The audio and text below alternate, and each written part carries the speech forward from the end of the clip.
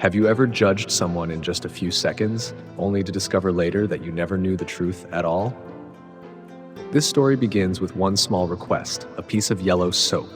A man was sitting at home when his neighbor Jack knocked on the door. Jack looked uncomfortable, almost apologetic. "Could I borrow a piece of yellow soap?" he asked softly.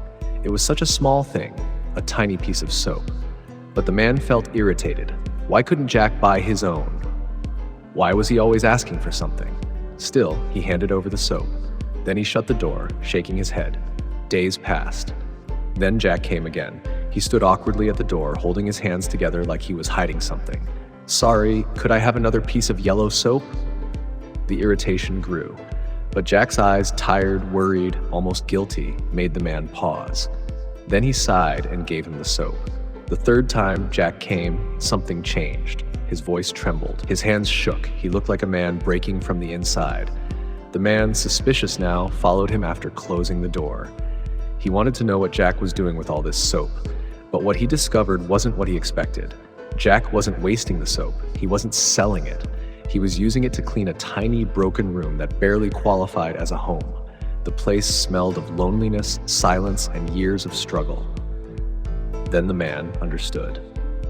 Jack wasn't borrowing soap because he was lazy or irresponsible. He was ashamed. Ashamed that he had lost his job. Ashamed that he had nothing. Ashamed to even say it. He asked for soap because it was the smallest thing, the least embarrassing request, the only thing he could gather courage to ask. The man felt a weight settle on his heart. He had judged Jack without knowing anything. He had been irritated, while Jack was quietly fighting battles he never spoke about.